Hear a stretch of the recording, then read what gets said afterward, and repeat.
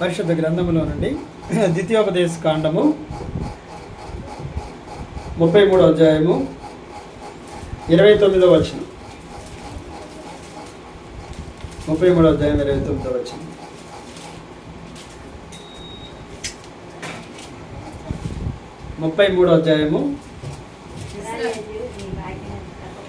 ఇశ్రాయేలు నీ భాగ్యం ఎంత గొప్పది, యెహోవా రక్షించిన నిన్ను పోలిన వాడెవడు? ఆయన నీ సహాయకరమైన కేడము, నీకు ఔన్నత్యము కలిగించు ఖడ్గము. నీ శత్రువులు నీకు లోబడినట్లుగా వారు వేషము వేయుదురు, నీవు వారి ఉన్నత స్థలములను త్రొక్కుదు. చాలండి, చిన్న ప్రార్థన చేసుకుందాం. ప్రేమగల తండ్రి, వందనాలు. మా సమయాన్ని దీవించు ప్రభు, ఆశీర్వదించండి. నిలబడిన నీ దాసునిపై నీ అభిషేకం వచ్చి కరుణించమని ప్రార్థన చేస్తున్నాను. మీ చేతులకి అప్పగించుకుంటున్నాను. దయ చూపించండి తండ్రి. నీవు మా కోసం సిద్ధపరిచిన జీవాహారమును మాకు దయచేయమని కరుణించమని, నీ సన్నిధి ఇక్కడ వచ్చమని నిలబడిన నీ దాసుని చేత నీవే మాట్లాడి దయ చూపించమని యేసు నామములో ప్రార్థించి వేడుకొనుచున్నాను తండ్రి, ఆమేన్.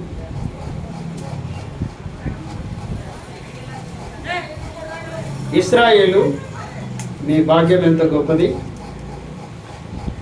యెహోవా రక్షించిన నిన్ను పోలినవాడు ఎవడు? ఆయన నీకు సహాయకరమైన కేడము, నీకు ఔన్నత్యము కలిగించు ఖడ్గం. అంటే దేవుడు ఏమై ఉన్నాడు? ఇశ్రాయేలు నీ భాగ్యం ఎంత గొప్పది, యెహోవా రక్షించిన నిన్ను పోలినవాడు ఎవడు? ఇశ్రాయేలుని గురించి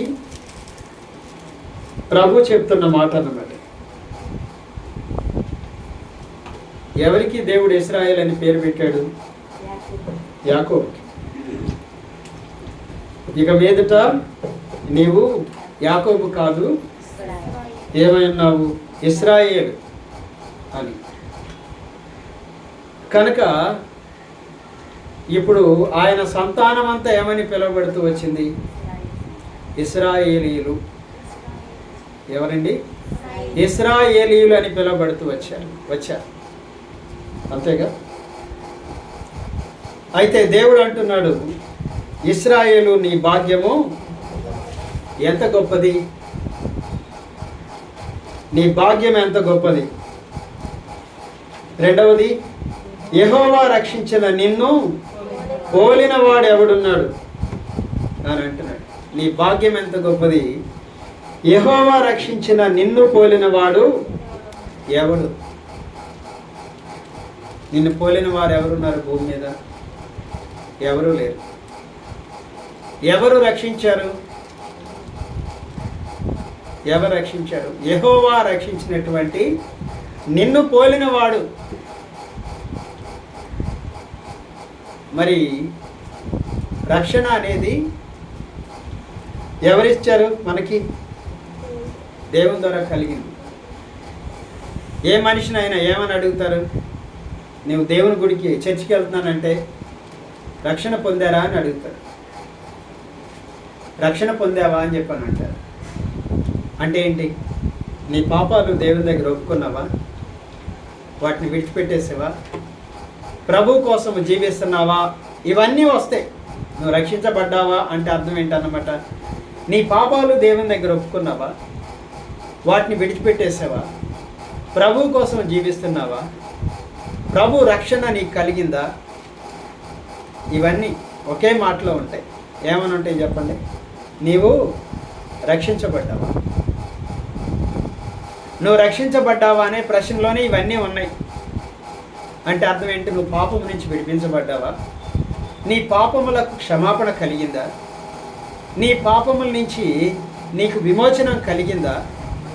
నువ్వు దేవుని బిడ్డగా జీవించేటువంటి యోగ్యత నీకు వచ్చిందా? నువ్వు ప్రభువుని బట్టి ఆనందిస్తున్నావా? ప్రభు సన్నిధి నీతో ఉందా? ఇవన్నీ వచ్చేస్తాయి నువ్వు రక్షించబడ్డావా అంటే.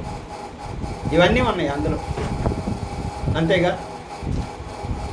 ఇవన్నీ ఉన్నాయి. ఎట్లాగన్నమాట? రక్షణలోనే ఉంది. ఏముంది రక్షణలో? పాప క్షమాపణ ఉంది. ఇంకేముంది? పాపము నుంచి విమోచన ఉంది, పరలోక రాజ్య పౌరసత్వం ఉంది, దేవుని యొక్క బిడ్డగా జీవించే యోగ్యత ఉంది, దేవుణ్ణి బట్టి సంతోషించే గొప్ప భాగ్యం ఉంది, నిత్యరాజ్య పరలోక రాజ్యం యొక్క పౌరసత్వం ఉంది, ప్రభు సహాయకుడిగా జీవించేటువంటి యోగ్యత ఉంది, ప్రభువు తన శక్తి చేత మనల్ని నడిపిస్తున్నాడు అనేటువంటి విషయం. ఇవన్నీ కూడా ఎందులో ఉన్నాయి? రక్షణలోనే ఉన్నాయి. ఎక్కడున్నాయండి? రక్షణలోనే. అందుకే సంఘము దేనికోసం ప్రార్థన చేస్తుంది? మానవులందరూ రక్షణ పొందాలని, మన కుటుంబ సభ్యులందరూ రక్షణ పొందాలని, మన పిల్లలందరూ రక్షణ పొందాలని, మనకు తెలిసిన వారందరూ కూడా రక్షణ పొందాలని చెప్పని రక్షించబడిన ప్రతి వ్యక్తి కూడా ఆశ కలిగిన వాడిగా ఉంటాడు, ప్రార్థించేటువంటి వాడిగా ఉంటాడు. కానీ ఇక్కడ దేవుని వాక్యము ద్వారా ఏం చెప్తున్నాడు అంటే, యెహోవా రక్షించిన నిన్ను పోలిన వాడు ఎవ్వరూ లేరు ఈ లోకంలో అని చెప్తున్నాడు. దేవుడు రక్షించినటువంటి ఇశ్రాయేలు, నీ భాగ్యము ఎంతో గొప్పది అంటున్నాడు. నీ ధనం ఎంతో గొప్పది, ఈ ధనము ఎంతో గొప్పది. అది అంతేగా? యెహోవా తన బిడ్డల కోసం దాచి ఉంచిన మేలు ఎంతో గొప్పది, ఎంతో గొప్పది. ఎందుకు చెప్పలా? నీ కోసం దాచి ఉంచినటువంటి ధనమయ్యా, బంగారం అని చెప్పలా, వెండి అని చెప్పలా, ఇంకేం చెప్పలేదు, వజ్రములని చెప్పలా. కానీ ఏమని చెప్పాడు? ఎంతో గొప్పది, ఎంతో గొప్పదంట. అంటే ఈ భూమి మీద నువ్వు పొందిన రక్షణ కోసం, నీ కోసము దేవుడు సిద్ధపరిచిందో చూసారా? ఈ భూమి మీద దేన్ని గురించి చెప్పినా సరిపోనంత గొప్పది దాచి ఉంచాడు దేవుడు. అది చెప్పడానికి ఏమీ లేదు, చెప్పడానికి ఇలా ఉంటుంది అని చెప్పడానికి లేదు. నీ భాగ్యం ఒక బండెడు బంగారం అంతా అని చెప్పినా సరిపోదు. ఈ భూమి మీద ఉన్న బంగారం అంతా ప్రోగేస్తే అది దానంతటిది అని చెప్పడానికి కూడా లేదు. దేవుడు నీకిచ్చిన భాగ్యం, మనకిచ్చిన భాగ్యం, మనం పొందిన రక్షణ ఎలాంటిదంట? అదొక గొప్ప భాగ్యము. అదేమైందండి? గొప్ప భాగ్యమై ఉంది. కానీ భూ సంబంధంగా మనం ఏమనుకుంటాము? ఈ భూ సంబంధంగా బంగారము, వెండి, వెలగల రాళ్ళు, అవునా? లేకపోతే ముత్యాలు, వజ్రాలు, లేకపోతే డబ్బు, ధనం, ఇవన్నీ అనుకుంటాం. ఇవేమీ సరిపోవంట. వీటితో పోల్చి చెప్పడానికి కూడా ఇవి సరిపోవు.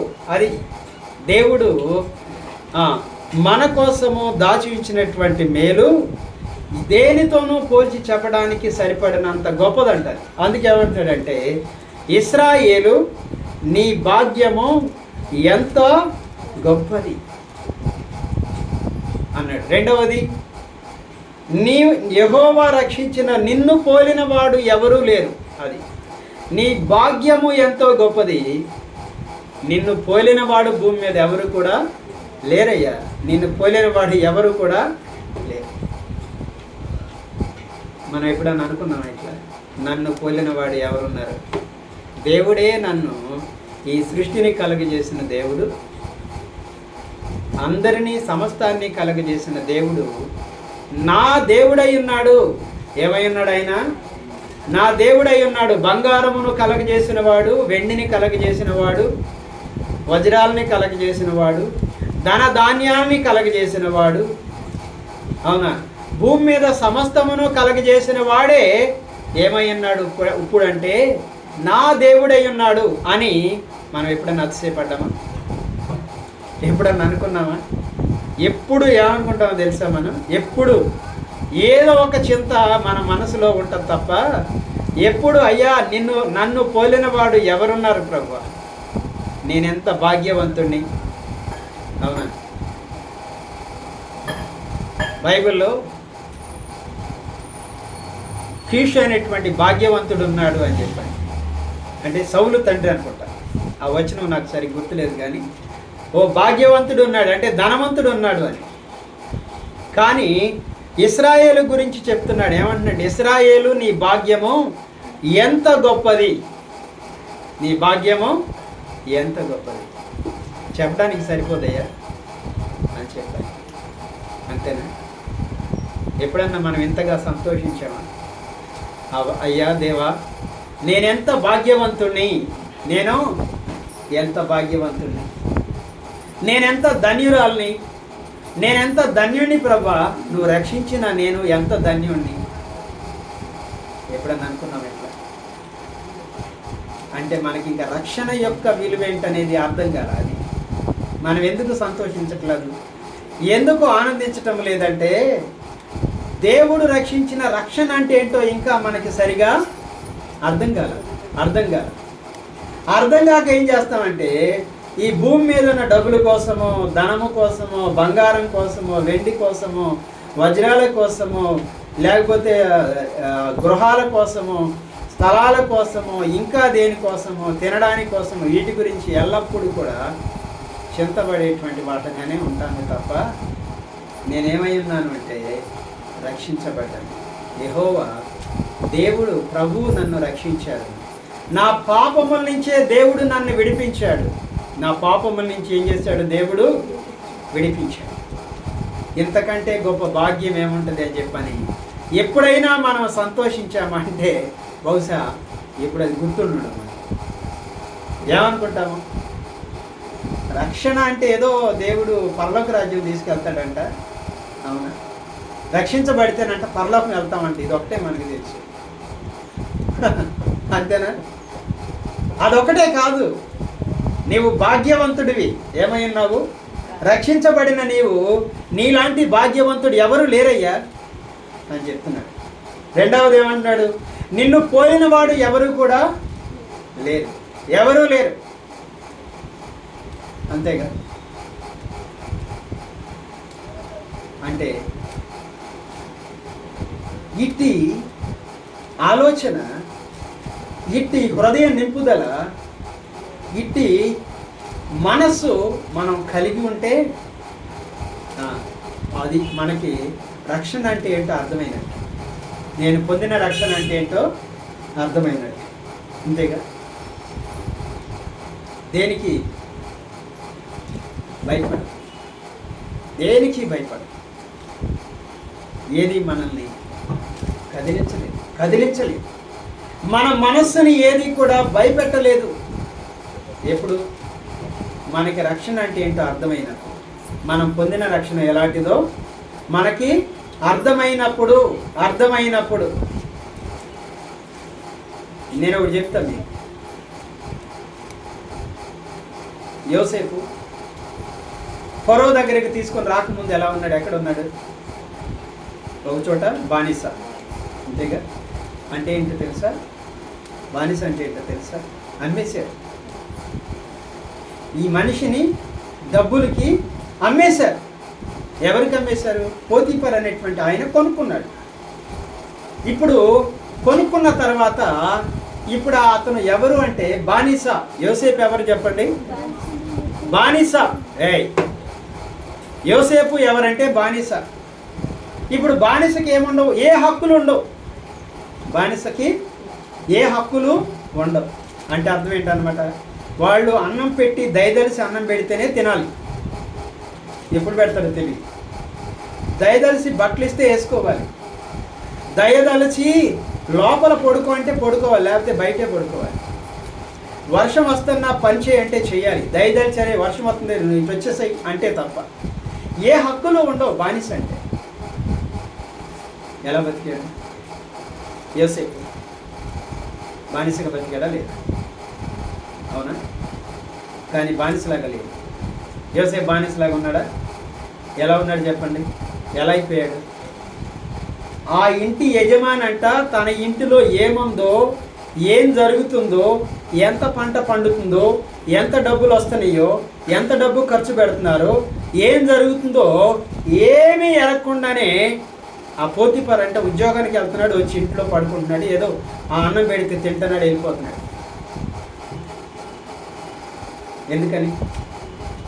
ఎందుకని చెప్పండి? యోసేపుకి అప్పగించేశాడు అంతా. యోసేపుకి ఏం చేశాడు? ఎందుకన్నా తెలుసా? ఇతని వంటి నమ్మకస్తుడు ఎవ్వరూ కూడా ఉండరు. అంటేనంట చూడండి, ఒకసారి మనం అక్కడికి వెళ్దాము, ఆదికాండంలోనికి వెళ్దాం. చూడండి,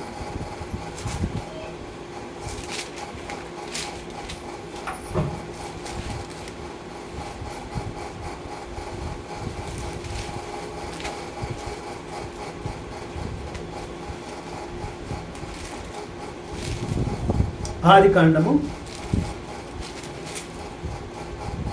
39వ అధ్యాయం. ఆదికాండం 39వ అధ్యాయం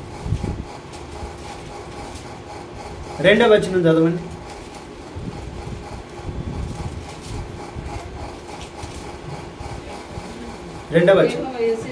యెహోవా యోసేపునకు తోడయుండెను గనక అతడు వర్ధిల్లుచు తన యజమానుడగు ఐగుప్తీని ఎంట ఉండెను. యెహోవా అతనికి తోడయుండెననియు అతడు చేసినదంతయు అతని చేతిలో యెహోవా సఫలము చేసననియు అతని యజమానుడు చూచినప్పుడు యోసేపు మీద అతనికి కటాక్షము కలిగిన గనక అతని యొద్ద పరిచర్య చేయువాడాయను. మరియు అతడు తన ఇంటి మీద విచారణకర్తగా అతన్ని నియమించి తనకు కలిగినంతయు అతని చేతికి. చెప్పండి, ఎలా కొనుక్కున్నాడు? బానిసగా ఉండటానికి కొనుక్కున్నాడంట. కానీ ఆ ఇంటి యజమానికి ఏం అర్థమైంది? యోసేపు వాళ్ళ ఇంటికి వచ్చిన దగ్గర నుంచి యోసేపుకి యెహోవా తోడయుండెను గనక అతను చేయనదంతయు దేవుడు ఏం చేస్తున్నాడు? వర్ధిల్ల చేస్తూ వస్తున్నాడు అన్న సంగతి అంట. అరే, యోసేపుకి ఏ పని అప్పగించినా ఆ పని ఏమవుతుందో తెలుసా? ఏమవుతుంది? వర్ధిల్లుతుంది. ఎవరు చూశారు ఈ సంగతి? ఎవరు చూశారు? యోసేపుని బానిసగా కొనుక్కున్నటువంటి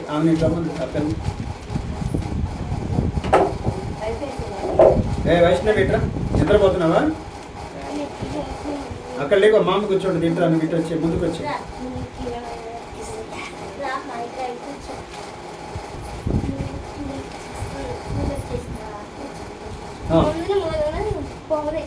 సరే ఓకే, పడుకుంటావా? కనుక ఏంటంటే చూడండి, ఇప్పుడు దేవుడు చెప్పాడు, ఇశ్రాయేలు నీ భాగ్యం ఎంత గొప్పది, యెహోవా రక్షించిన నిన్ను పోలిన వాడు ఎవడు అన్నాడు. నిన్ను పోలిన వాడు ఎవరు లేరన్నాడు. ఇప్పుడు యోసేపుని చూద్దాం. యోసేపుని బానిసగా కొనుక్కున్నాడు, కానీ యెహోవా అతనికి తోడై ఉండటం వలన అతడు వర్ధిల్లుచుండెను. ఏమవుతున్నాడండి? అంటే ఏం జరిగింది? యోసేపు అంట ఆ ఇంట్లో పని వాళ్ళందరి మీద పోతీఫర్ ఏం చేశాడు? విచారణకర్తగా అంటే సూపర్వైజర్గా నియమించాడు. ఎవరిని? యోసేపు. పని వాళ్ళందరి మీద సూపర్వైజ్. ఈయనేం పని చేయక్కర్లా. ఏం చేయాలి? నువ్వు పొద్దున్నే లేచి పొలం వెళ్ళాలి, నువ్వు పొద్దున్న లేచి పశువుల్ని మేపాలి, వాటికి మేత తీసుకురావాలి, నువ్వు పొద్దున్నే లేచి కూరగాయలు పట్టురావాలి అని అందరినీ ఆజ్ఞాపించేటువంటి సూపర్వైజర్గా చేశాడు. నేను ఏమనుకున్నానంటే ఆ వాక్యం చదివినప్పుడు దేవుడు ఏంటి ఇలా రాయించాడు వాక్యము? యోసేపు బానిసగా అమ్మబడ్డాడు కదా, అతడు వర్ధిల్లుచుండెను. ఏమై ఉన్నాడంట? వర్ధిల్లుచుండెను అని చెప్పి రాయబడితే నేను అనుకున్నాను, ఇదేంటి ప్రభువా, వర్ధిల్లటం ఏంటి? అన్నలందరూ అమ్మేస్తే దుఃఖంతో పాపం ఉన్నాడు, బానిసగా అమ్మబడ్డాడు, అక్కడికి వెళ్ళినాక వాళ్ళు ఏం చేయాలో, ఏం చెప్పినా అదే చేయాలి, ఏమి హక్కులు ఉండవు కదా ఇతనికి అని అనుకుంటే అక్కడ ఏమి రాశాడో తెలుసా? యెహోవా అతనికి తోడయుండెను గనక అతడు వర్ధిల్లుచుండెను. ఏం చేస్తున్నాడంట? వర్ధిల్లుచుండెను. అంటే ఎలా? తన యజమానుని దృష్టికి ఏమైపోయాడు ఈయన? అబ్బా, ఎంత మంచి కుర్రాడు దొరికాడండి నాకు, ఎంత నమ్మకస్తుడైనటువంటి కుర్రాడు దొరికాడు. అరే, అతని చేతిలో ఏ పని చేసినా నా ఇంటికి ఆశీర్వాదం వచ్చేస్తుంది. అతడు నా ఇంటిలోనికి అడుగు పెట్టడంతోనే ఈ ఇంటి యొక్క సమస్త పరిస్థితులు మారిపోయినాయి. దేవుని ఆశీర్వాదము నా ఇంటిలోనికి వచ్చేసింది అనే విషయం ఆ పోతీఫరుకి అర్థమైంది. అవునా? ఆ పోతీఫరుకి ఇప్పుడు ఏం చేశాడంట, ఆ ఇంటిలో ఏముందో ఏమీ లేదో కూడా తెలియదంట ఆయనకి. తన ఇంటిలో అందరి పని వాళ్ళ మీద ఏం చేశాడు, విచారణకర్తగా అంటే సూపర్వైజర్గా చేశాడు ఆయన. ఇప్పుడు పోతీఫరుకు కూడా అన్నం పెట్టమని ఆజ్ఞాపించేది ఎవరు? యోసేపు. ఆయన వచ్చాడు, వెళ్ళి భోజనం పెట్టండి, ఆయనకి ద్రాక్షరసం ఇవ్వండి, ఆయన విశ్రాంతి తీసుకుంటాడు, వెళ్ళి లోపల అక్కడ బెడ్ సరిచేయండి అంటే పోతీఫరు కూడా ఏం చేస్తాడు అనమాట, చెయ్యి ఊపుకుంటా, యోసేపు గారు రైట్ ఓకే మీరు వెళ్ళండి సార్ అని చెప్పాను అంటాడు అనమాట. అవునా? ఎంత గొప్ప భాగ్యం ఎవరికన్నమాట. బానిసగా కొనుక్కున్నాడు కానీ ఆ ఇంటికి ఎలా బతికాడు యోసేపు, ఎలా ఏమైపోయాడు అనమాట, యజమానిగా అయ్యాడు. ఆ ఇంటికి ఏమై ఉన్నాడు చెప్పండి, యజమాని అయిపోయాడు. ఆ ఇంటికి యజమాని అయిపోయాడు. ఇప్పుడు చెప్పండి, యెహోవా రక్షించిన నిన్ను పోలిన వాడు ఎవరు ఇశ్రాయేలు అని చెప్పని మోషే తన చివరి దినాల్లో ప్రవచన వాక్యాన్ని పలికాడు. అది ఇశ్రాయేలు నీ భాగ్యం ఎంత గొప్పది, యెహోవా రక్షించిన నిన్ను పోలిన వాడు ఎవరు లేరు అని చెప్పి అన్నాడు.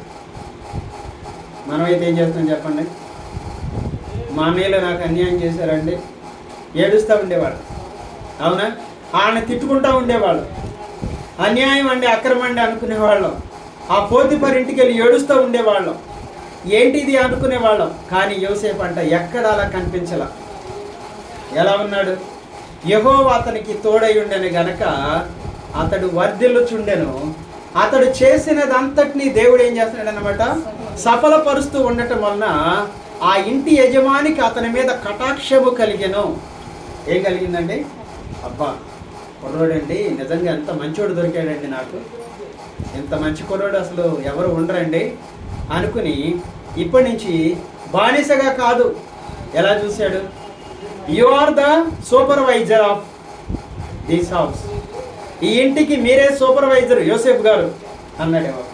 ఎందుకని, యోసేపుకి పొలం వెళ్ళి పంట పండించడానికి ధాన్యం ఇస్తే అది విస్తారమైన పంట పండిందంట. ఏ పని చేసినా ఆ ఇల్లు వర్ధిల్లుతో వచ్చేస్తుంది. ఇంకేం చేస్తాడు ఆ యజమాని, యోసేపేనండి సమస్తం. ఈ ఇంట్లో యోసేపు అడుగు పెట్టాడు, ఈ ఇల్లు దశ మారిపోయింది. ఈ ఇల్లు దీవెనకరమైన ఇల్లుగా మారిపోయింది, ఆశీర్వాదకరమైన గృహంగా మారిపోయింది. ఆ ఇల్లు సంతోషకరమైన గృహంగా మారిపోయింది, నెమ్మది కలిగినటువంటి గృహంగా మారిపోయింది ఆ ఇల్లు అంతా కూడా. అంటే రక్షణ ఎంత గొప్పది. అవునా? ఎప్పుడైనా మనం అత్తగారింటికి వెళ్ళినప్పుడు కోడలు, రక్షించబడిన కోడలు నిజంగా ఆ ఇల్లు దీవించబడితే నిజంగా నువ్వు ధన్యురాలి, మనం ధన్యులమే. ఏ ఇంటికి అల్లుడికి వెళ్ళామో ఆ ఇల్లు నెమ్మది కలిగిందిగా ఉంటే, ఆ ఇల్లు ఆశీర్వాదం కలిగిందిగా ఉంటే ధన్యులమే. అంతేగా? అవునా? కనుక ఏంటంటే రక్షణ అనేది మనల్ని ఎలాగూ ఈ లోకములో మారుస్తుంది అంటే, మనలాంటి వారు ఎవ్వరూ ఉండరు అనే విధంగా దేవుని వాక్యము చేత దేవుడు మనకి తెలియజేస్తూ వచ్చాడు. అసలు బానిసగానే బతకల యోసేపు, యజమానిగా బ్రతికాడు ఆయన. అక్కడిది అయిపోయిందా? కానీ మళ్ళీ ఏమైంది చెప్పండి, యోసేపు జీవితంలోనికి చక్కగా సాగిపోతున్న సమయంలో ఆయన భార్య ఆయనకి మళ్ళా కష్టాలు రావడానికి కారణమైంది. పోతీఫరు భార్య. అవునా? పోతీఫరు భార్య మళ్ళా శోధన వచ్చేసింది. యోసేపు ఏం చేయలేదు కానీ ఆమె ఒక నింద వేసింది, ఇతడు నన్ను గేలి చేయడానికే తీసుకొచ్చావా? ఎందుకంటే ఆమె మనసు పాడైపోయింది, ఆమె ఆలోచనలు పాడైపోయినాయి కనుక తన తప్పుని యోసేపు మీద తోసేసింది. ఇప్పుడు పోతిఫర్ కోపం వచ్చి ఏం చేశాడు? జైల్లో వేయించాడు. జైలు ఎలా బతికాడు? జైలర్ కాడంటే అందరినీ ఈయనకి అప్పగించాడు. ఎంత నమ్మకస్తుడు!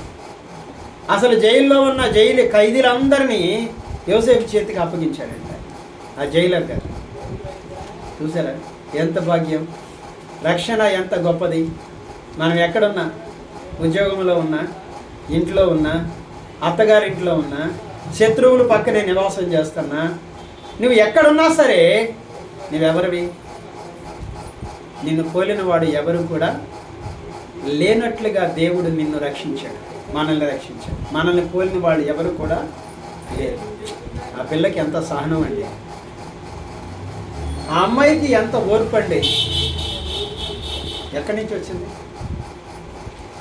దేవుడు నిన్ను పోలిన వారు ఎవరు లేరు, రక్షించబడిన నిన్ను పోలిన వారు ఎవరు కూడా లేరు అనేటట్లుగా మన జీవితాల్ని మార్చగలిగినటువంటి దేవుడు మన జీవితాల్ని తన రక్షణ ద్వారా మనలాంటి వారు ఎవరు కూడా భూమి మీద, నీలాంటి వారు ఎవరు కూడా నిన్ను పోలిన వారు లేరు. నీవు గొప్ప భాగ్యవంతుడివి. రక్షించబడిన నీవు గొప్ప భాగ్యవంతుడివి. నీకెంతో ధనం ఉంది, నీకు కనిపించకపోవచ్చు. ఎవరు? ఈ భూమిని కలగజేసిన వాడు, భూమి ఆకాశములను కలగజేసిన వాడే ఏమై ఉన్నాడు? నీకు మనకి తండ్రి అయి ఉన్నాడు, మన దేవుడు అయి ఉన్నాడు, మన ప్రభు అయి ఉన్నాడు. గనక మనం ఎవరు? భాగ్యవంతులమా కాదా? అంతేగా, భాగ్యవంతులు. కానీ మన మనసు అంతా ఎలా ఉంటుంది? రక్షించబడినా రక్షించబడకపోయినా ఏముండదు చెప్పండి? లోపల మన మనసులో ఎల్లప్పుడూ మనము రక్షణ ఆనందమును అనుభవించేటువంటి వారంగా కాకుండా, దేవుడే నా పక్కన ఉన్నాడు, నాకు తోడుగా ఉన్నాడు గనక నేను సమస్తమును జయించగలను అనేటువంటి విశ్వాసము కలిగిన వారంగా కాకుండా ఎలా ఉంటున్నాం మనం? గలిబిలి చేసేవాళ్ళం గన, లేకపోతే నెమ్మది లేకుండా చేసేవాళ్ళం గన ఎలా ఉంటున్నాం? ఎప్పుడన్నా పరిశీలన చేసుకున్నాము? ఎలా ఉన్నాం? ఆలోచించండి. ఎందుకని? రక్షణ ఔన్నత్యము ఎంత గొప్పదో మనకి అర్థం కాదు. అందుకే మనం ఇంకా పోట్లాడే వాళ్ళంగాను, పదాక బాధపడుతున్న వాళ్ళంగాను, ఆందోళన చెందుతూ ఏం జరుగుతుంది అనేటువంటి ఆందోళన చెందుతున్న వాళ్ళంగాను, రేపు ఏమైపోతుంది అనేటువంటి భయము కలిగిన వాళ్ళంగా, నా పరిస్థితి ఏంటి అనేటువంటి ఆందోళన కలిగినటువంటి వాడు, నిరాశ కలిగిన వాడు అయిపోయి మనం ఏం చేస్తున్నాము అంటే మనల్ని మనమే ఒక ఏ విధమైనటువంటి నిరీక్షణ లేని వారిలాగానే జీవించేటట్లుగా అయిపోయింది. మనం ఏ విధమైన నిరీక్షణ లేని ప్రజల్లాగానే అయిపోయాము, విశ్వాసము లేని ప్రజల్లాగానే మనము అయిపోతూ వచ్చాం. అవునా కాదు చెప్పండి? కనుక ఏముండాలి? ఏముండాలి మనలో? ఏముండాలి? రక్షణ యొక్క ఔన్నత్యము ఎంత గొప్పదో మనకి ఇంకా అర్థము కాలేదు. అందుకే ఎప్పుడు ఇతరుల మీద ఫిర్యాదు చేసే వాళ్ళంగానో, లేకపోతే నేరాలు మోపే వాళ్ళంగానో, లేకపోతే ఏదో ఒకటే తప్ప ఆ రక్షణ ఔన్నత్యమును ఎరిగిన వాళ్ళంగా మనం ఇంకా జీవించట్లేదు.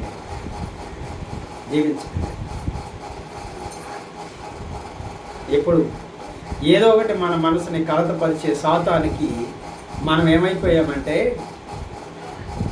భయపెడితే భయపడే వాళ్ళం గాను, అవునా?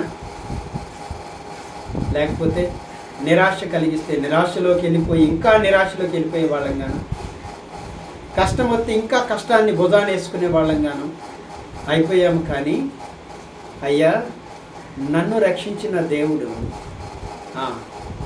నన్ను భాగ్యవంతునిగా చేశాడు. దేవుడు నన్ను ఏం చేశాడు? భాగ్యవంతునిగా చేశాడు దేవుడు. నన్ను పోలినవాడు ఎవరూ లేడని చెప్పాడు దేవుడు. నేనేంటి ఇలా ఆలోచిస్తున్నాను, ఇలా బాధపడుతున్నాను ఏంటి అని చెప్పని ఎప్పుడు మనం అనుకో. దావీదేమన్నాడు తెలుసా? నా ప్రాణమా నీవేలా కృంగి ఉన్నావు. మన ప్రాణం కృంగినప్పుడే మనం కృంగిపోతాం. కానీ దావీదేమంటున్నాడు? నా ప్రాణమా నీవేళ కృంగి ఉన్నావు, నాలో నువ్వు ఎలా తొందరపడుచున్నావు అని అన్నాడు. అంటే దావీదు గారికి అర్థమైంది కనుక, రక్షణ ఔన్నత్యం అంటే ఏంటో అర్థమైంది కనుక ఆయన అంటున్నాడు, నా ప్రాణమా నీవేళ కృంగి ఉన్నావు, నాలో నీవేళ తొందరపడుచున్నావు అని నా రక్షణకర్త అయినటువంటి యెహోవా ఆయన ఉండగా నువ్వు ఎందుకు అంత తొందరపడుతున్నావు? ఓపికగా ఉండు, ఓపిక తెచ్చుకో, ఓపికతో ఉండు, భయపడమాక, ఆందోళన చెందమాక అని చెప్పని తన ప్రాణంతో చెప్తున్నాడు. ఆయనకి అర్థమైంది రక్షణ ఔన్నత్యం ఎంత గొప్పదో. ఏం కాదు, భయపడమాక, ఎప్పుడు ఈ కష్టం ఎప్పుడు ఉండదు, ఇప్పుడు వచ్చింది, ఇది ఎంతో కాలం ఉండదు, ఎంతసేపు ఉండదు ఈ కష్టం నా మీద, నువ్వు తొందరపడమాక అని చెప్పని తన ప్రాణానికి చెప్పి తనను తానే ధైర్యపరుచుకుంటున్నాడు. కారణం ఏంటంటే ఆయనకి రక్షణ ఔన్నత్యం ఎంత గొప్పదో అర్థమైంది. కనుక ఏంటంటే మనము రక్షణ యొక్క విలువను గుర్తెరగకుండా ఎన్ని సంవత్సరాలుగా మన ఆత్మీయ జీవితంలో సాగిపోయాం. ఏం చేస్తామంటే దేవుడు మనల్ని మాట్లాడాలని, మనల్ని బలపరచాలని, మనకి ధైర్యం ఇవ్వాలని, మనల్ని దృఢమైనటువంటి వాళ్ళగా చేయాలనుకుంటాడు దేవుడు. కానీ మనం వెళ్ళి వాక్యం వినంగా, వాక్యం వినం. అవునా? కొంతమంది మీటింగ్కి ఎందుకు వెళ్తారంటేనంట పాటలు వింటాక వెళ్తారు. ఏం వింటాకంట? పాటలు వింటాక, వాక్యం వింటాక కదా. ఆ పాటలు నేను వచ్చి ఇంటి దగ్గరికి వచ్చినాక పోట్లాడుకుంటుంటారు. అంతే మరి. పాటలు వచ్చి ఏం చేస్తారు? ఇప్పుడు దాకా లేట్కి వచ్చేవి ఏంటంటే గొడవ అవుతారు. కానీ దేవుడు తన వాక్యము ద్వారా మనతో మాట్లాడాలని కదా దేవుడు ప్రతిసారి మనల్ని ఎలా చేయాలని, దృఢమైనటువంటి వారినిగా చేయాలని. ఎలా చేయాలన్నమాట? యోసేపు ఎంత దృఢంగా ఉన్నాడు చెప్పండి, ఉన్నాడా లేదా? అవునా? ఉన్నాడు. కనుక జైల్లోకి వెళ్ళినాక కూడా అలాగే ఉన్నాడు. కానీ తర్వాత ఇంకొక అడుగు ఎక్కడేశాడు? ఎక్కడికి వెళ్ళింది? ఐగుప్తు సింహాసనం మీద అడుగు పెట్టాడు. నెక్స్ట్ ఏం చేశాడు? కనుక యెహోవా నీ ఇశ్రాయేలు నీ భాగ్యము ఎంత గొప్పది. ఇప్పుడు యోసేపు ఆ సింహాసనానికి రాజయ్యాడు. ఫరో అంటున్నాడు, ఎంతటి దైవ జ్ఞానము కలిగిన వ్యక్తిని మనం ఎక్కడైనా కనుక్కుంటామా అన్నాడు. కనుక ఇతడు మనల్ని పరిపాలన చేస్తే బాగుంటుంది అనుకుంటున్నాను అన్నాడు. నా రాజ్యాధికారాన్ని అతనికి ఇవ్వాలనుకుంటున్నాను అన్నాడు. అతను మనల్ని పరిపాలన చేయటానికి నా తర్వాత స్థానాన్ని అతనికి ఇస్తున్నాను అని చెప్పన్నాడు. ఇప్పుడు చెప్పండి, అదే మనం అయితే అంత కుంగిపోయి బక్క చిక్కిపోయి, అవునా, నెమ్మది కోల్పోయి ఆ జైల్లోనే ఉండిపోయేవాడు. అలాగే అవునా? అర్థం కావట్లే మనకి. ఇంకా చిన్న చిన్న విషయాలకి భయపడిపోతాం. ఇల్లంతా నెమ్మది లేకుండా చేస్తాం, సంఘం అంతా నెమ్మది లేకుండా చేస్తాం, రకరకాల. కానీ నేను పొందిన రక్షణ ఎంత గొప్పది కాదయ్యా. వాళ్ళు నన్ను ఇంత అవమానించారని ఏడుస్తావు. అవమానం లేని రోజు ఏముంటుంది చెప్పండి అసలు? ఈ భూమి మీద ఎప్పుడైనా ఉంటుందా? అవమానం లేని రోజు ఉందంటే మన రక్షణ సరైంది కాదు, మనం పొందిన రక్షణ సరైంది కాదన్నమాట. అంటే ఏంటి? ఎవరైనా అవమానిస్తే మనం 2 సార్లు వాళ్ళు అవమానించే వాళ్ళంగా ఉంటాం.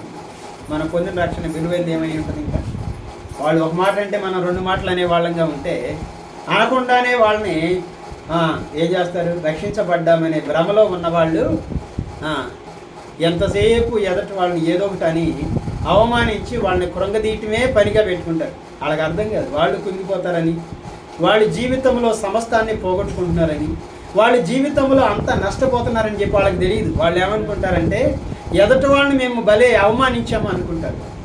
అంటే they don't know what is the salvation. వాళ్ళకి రక్షణ అంటే ఏంటి ఇంకా. ఎవరైనా సరే నీవే గనక ఇతరుల అంతరంగంలో ఉన్న శాంతి సమాధానాన్ని పోగొట్టే వాడివిగాను పోగొట్టే దానివిగాను ఉంటే గనక నీకు రక్షణ యొక్క ఔన్నత్యం ఏంటో అర్థం కాదు. నువ్వు పొందిన రక్షణ ఎంత గొప్పదో అర్థం కాలేదు నీకు. అర్థమైతే ఏం చేస్తావు? సహించేవాడిగానే ఉంటాం, భరించే వాళ్ళగా ఉంటాం, అంతే తప్ప తిరిగి వాళ్ళని 10 సార్లు అవమానించే వాళ్ళకి ఎప్పటికి కాలేదు.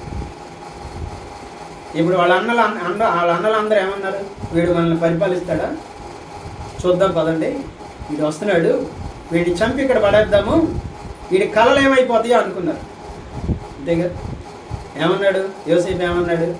నేను పడుకున్నాను అన్నయ్య, రాత్రి నాకు కళ వచ్చింది, దేవుడు నాకు దర్శనం చూపించాడు, మనం పొలంలో పనులు కడుతుంటే పనులన్నీ వచ్చి నా పనికి సాష్టాంగ నమస్కారం చేసినాయి అన్నాడు.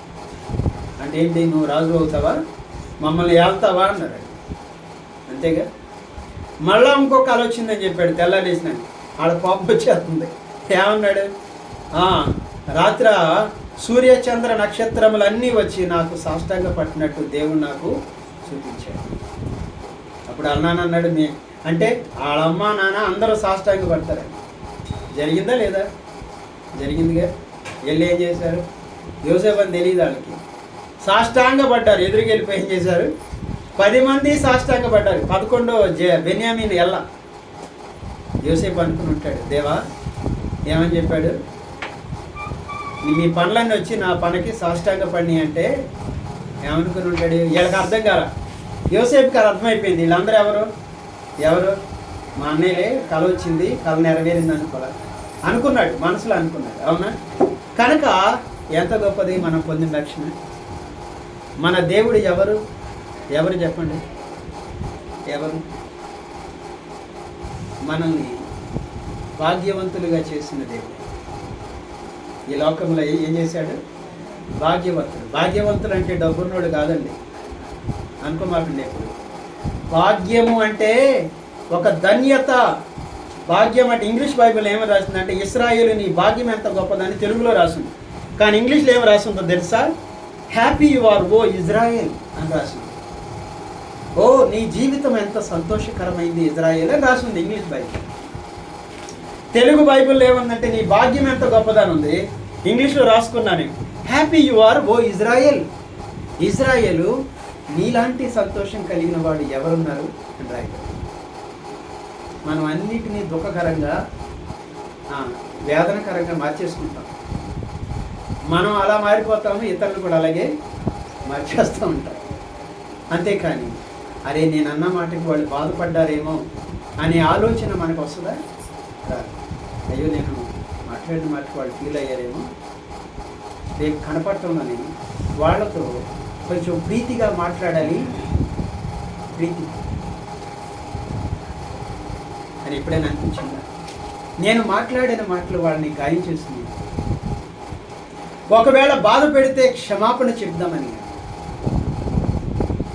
అవును, ఒక గొప్ప దైవజనుడు భగత్ సింగ్ గారు ప్రార్థన చేస్తుంటే ఒక సహోదరుడికి ఆయనకి మధ్య జరిగిన ఏదో విషయంలో ఆయనకి ఆటంకం అనిపించింది. ప్రార్థన ఆపేసి లేచి వెళ్ళి ఆ సహోదరుడి ఇంటికి వెళ్ళి క్షమాపణ చెప్పాడు. చేయలేకపోతున్నాను ప్రార్థన నేను. ఎంత గొప్పది మనం పొందిన భాగ్యం. అంటే ఏంటి? భాగ్యం అంటే సంతోషంగా జీవించటమే భాగ్యం. అంతేగా. ఏదండి భాగ్యం? ఒక మనిషి జీవితంలో తన జీవిత కాలం అంతా కూడా తన హృదయములో ఉన్న సంతోషము పోగొట్టుకోకుండా జీవించేటువంటి వాడు. అందుకే అంటున్నాడు, ఓ ఇశ్రాయేలు నీ భాగ్యము ఎంత గొప్పదో. ఇంగ్లీష్లో అంటున్నాడు, happy you are O Israel. నువ్వెంత సంతోషం కలిగిన వాడు. ఈ భూమి మీద నిన్ను పోలిన వాడు ఎవరున్నారు అన్నాడు. ఎవరున్నారయ్యా నిన్ను పోలిన వాడు? ఎవరు లేరంట. ఎవరుంటారండి? జీవితం అంతా సంతోషంగా ఉండేవాళ్ళు ఎవరైనా ఉంటారా? ఉన్నారా భూమి మీద? వెళ్ళి అడగండి. బాగా డబ్బులు మీరు చూస్తుంటాంగా, యజమానులు ఉంటారుగా, వాళ్ళకి ఏమి లేవు. డబ్బు ఉంది కానీ ఏమి లేదు, ఇంకేమీ లేదు. డబ్బు ఉంది అంతే. లోకం ఏమనుకుంటుందంటే డబ్బు ఉంటే అన్నీ ఉంటాయి అనుకుంటుంది. అన్నీ ఉన్నా సంతోషం ఉండదు. డబ్బు ఉంటే అన్నీ ఉంటాయి కానీ డబ్బు మన అంతరంగంలోనికి సంతోషాన్ని మాత్రం తీసుకురాలేదు. ఒకవేళ ఆ డబ్బు పాపము చేయటం ద్వారా ఒకవేళ కొంచెం సేపు నీకు సంతోషాన్ని కలిగిస్తున్నాడు అంతే, అంతకు మించి నీకు సంతోషాన్ని ఇవ్వలేదు. దేవుడు ఇశ్రాయేలు నీ భాగ్యము ఎంతో గొప్పది, మన భాగ్యము ఎంతో గొప్పది. ఎప్పుడు అనుకున్నాడు మనం, అవును, ఎప్పుడు ఏమనుకుంటు, దేవా నన్ను ఎందుకు పేదవాడిగా పుట్టించావు, నన్నెందుకు ప్రభు ఇలా చేసావని అనుకుంటానే తప్ప నన్ను పోలినవాడు ఎవరు, నిన్ను పోలినవాడు ఎవడునో, నువ్వు రక్షించబడితే చాలయ్యా, నిన్ను పోలినవాడు ఎవడునో లేడు, ఎవ్వరూ లేరు నిన్ను పోలినవాడు. అవునా? నాకు అప్పుడప్పుడు అనిపిస్తూ ఉంటుంది. ఏమనిపిస్తూ ఉంటుందంటే, జైపాల్ గారికి ముగ్గురు కొడుకులు 3 చోట్ల పరిచర్య చేస్తున్నప్పుడు, అంటే పేరు చెప్పకూడదు కానీ నాకు నా మనసులో వాళ్ళని చూసినప్పుడు అలా అనిపించింది, చెప్తున్నాను. ఇంకంతకంటే సంతోషం ఏముంటుంది చెప్పండి? 3 కొడుకులు పరిచర్య చేస్తున్నారు, 3 కోడళ్ళు చక్కగా పాటలు పాడి అనేక మంది జీవితాలని రక్షణ మార్గంలోనికి నడిపించే వాళ్ళుగా ఉంటే, ఆయన ఇప్పటికి 20 ఏళ్ళ కుర్రోళ్ళ కనపడతాడు మన టీవీలో. చూసారా మీరు ఎప్పుడైనా? నాకంటే యంగ్స్టర్లా కనపడతాడు. ఏమండి?